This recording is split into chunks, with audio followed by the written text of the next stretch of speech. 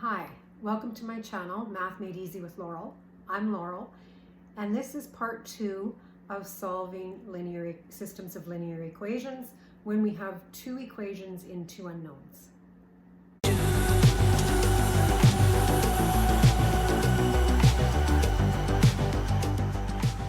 So I'm going to talk about another algebraic method of solving systems of linear equations, and this might work better when you have different coefficients for your variables.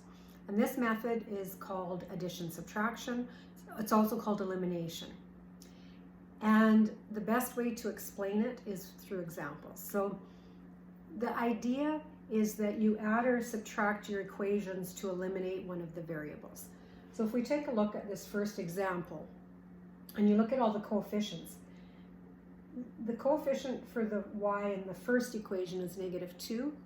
The coefficient for y in the second equation is +2. Therefore, if I were to add these two equations, I would get 0y. I would eliminate the y term. So that's what I'm going to do. I'm going to add this equation to this equation. So I'm going to have 3x plus 4x. Those are like terms. I get 7x. -2y plus 2y is 0y, which is 0. I won't bother writing down. 12 plus 2 is 14. Now I just have one variable to deal with. Solve for x by dividing both sides by 7, and x is equal to 2.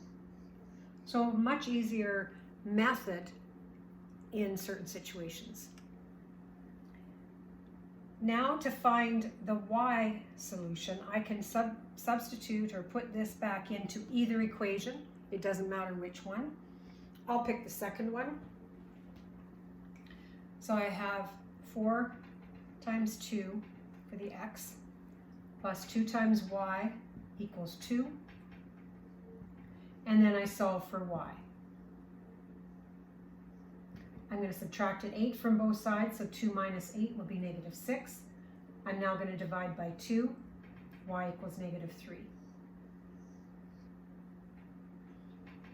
I can do a check now that I have a solution. And if I used this equation to find y, then you need to go to the other equation to do your check. So my check here, 3 times x, which is 2, minus 2 times y, -3. Does that equal 12? So that will be 6 minus minus gives me +6 equals 12. Yes, it does. So I know that that solution works. This example is actually the same as the example I did in the last video, where when we used substitution, we got into fractions. So I'm going to show you how we would handle this system using this method instead of substitution. So the idea is you want to eliminate one of the variables, which means you need the coefficient to be the same for one variable. So for the x, I have a 4 and I have a 2. They're not the same. For the y variable, I have 5 and -3. We're going to see what variable is going to be the easiest to eliminate. I can simply multiply this by 2, and then it's going to be the same as this coefficient. So what I'm actually going to do is I'm going to multiply both sides of this equation by 2 so that I end up with a 4x. So I'm going to take this equation and I'm going to multiply by 2, and you can put a little, to remind you, just put a little times 2 there. So then I get 4x minus, I multiply, remember when you multiply this side, you have to multiply every term. So 2 times 3y will be 6y equals, I have to multiply the other side by 2, I get 18. I'm just going to take this first equation and rewrite it.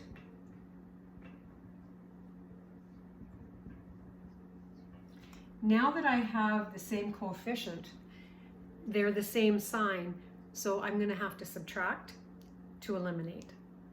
So if I subtract, I'm subtracting this whole thing, which you can change to addition and then change all of the signs. So that becomes addition, that becomes negative, that becomes positive, that becomes negative, and now I'm adding. So 4x plus a negative 4x is 0x. So that's the whole goal, is to eliminate one of those variables. I have 5y plus 6y is 11y. I have negative 15 plus negative 18, which is negative 33. Divide both sides by 11, and I get y equals negative 3. Now that you have the solution for y, you can plug that into either equation to find x.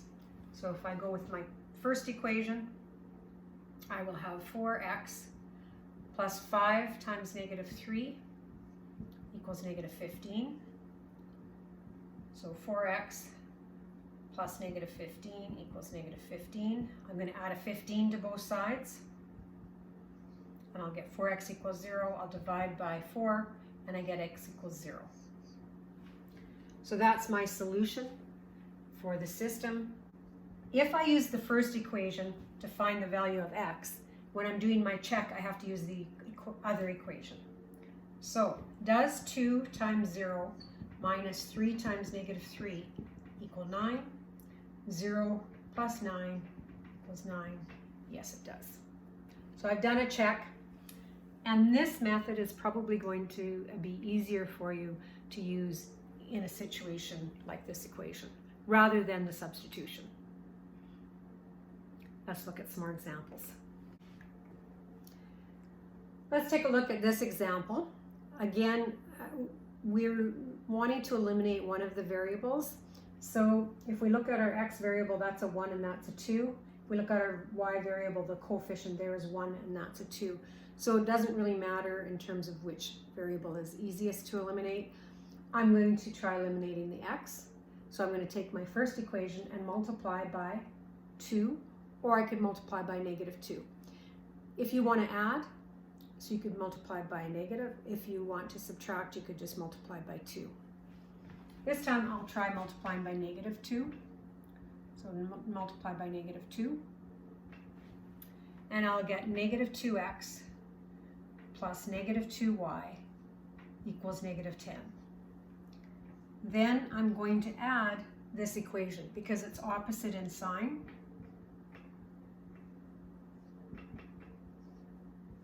Now you've probably already noticed something about this before I got this far. But when I add these two equations, I'm going to get 0x plus 0y will equal 0. And you're going to say, well, what happened? This example is an example of the same line. If I doubled this equation, it's going to be exactly the same line. So when you end up with a true statement like this, this is true. Therefore, this is the symbol for therefore. This means that this is a dependent system, which means that they're the same line, which means any solution for the one equation will be a solution for the other one. So you might see that happen. Similarly, you could have two parallel lines. These two lines are parallel, and if you go to solve them, they're very similar to the last example. So I multiply by negative 2 in the first equation. The second equation I leave as is and I add. I'm going to get 0x plus 0y, which is 0, is equal to negative 10 plus 8 is negative 2.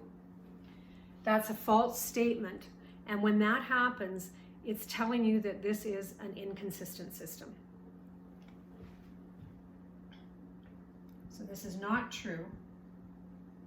Therefore, inconsistent system, no solution. They're parallel lines, they will never intersect, there will never be any points common to both lines. So it's no solution. Luckily, when you're doing these, you're not going to encounter an inconsistent or dependent system very often. Usually you're going to be looking at independent and consistent systems, which will have one solution. This is our last example. And again, I'm going to look at what variable I want to eliminate. I could eliminate the m or the n. And in this case, because the coefficients are 2 and 3 there and 2 and 3 there, it really doesn't matter which one I eliminate. Let's say I'm going to eliminate the n. If I want to eliminate the n, that means I need a coefficient of 6. So I have to multiply this by 2. And here, let's say I want a positive 6. So I'm going to multiply by negative 3. So sometimes it will be necessary to multiply both equations by something to get the coefficient for one of your variables to be the same in both equations. So I'm going to multiply here by 2. And that will give me 4m minus 6n equals 8. Remember, I'm eliminating the n, so I want either, I can leave it negative or I can make it positive so that we add the equations. If I want it to be positive, I'm going to multiply by negative 3. So that would give me negative 9m. Negative times a negative is positive. 6n equals negative 2 times negative 3 will be positive 6. And now I'm going to add these equations. When I add 4m plus negative 9m, I get negative 5m. The n's are eliminated, which was the goal, equals 14. Divide by negative 5, and m is equal to negative 14/5. So we don't always end up with nice integers when we're doing these. You could change that to a decimal if you prefer, but you're not always going to end up with something that works out to an even decimal. And if it doesn't work out to an even decimal, you need to keep it exact in order to find the exact value of your other variable. So we're now going to substitute that into either equation. I'll go with the top one here. So 2 times negative 14/5 minus 3n is equal to 4. So I have negative 28 over 5 minus 3n equals 4. I can move my 3n over. By adding it to both sides, I can subtract my 4 from both sides. And to combine these, I need a common denominator. So my common denominator will be 5, so that's the equivalent fraction of 20 over 5. So that gives me negative 48 over 5 equals 3n. Sorry, I'm running out of room here. So 3n is equal to negative 48 over 5. Divide by 3, which is the same as multiplying by 1/3. And I can cancel a 3 into that, a 3 into that. Be negative 16 over 5.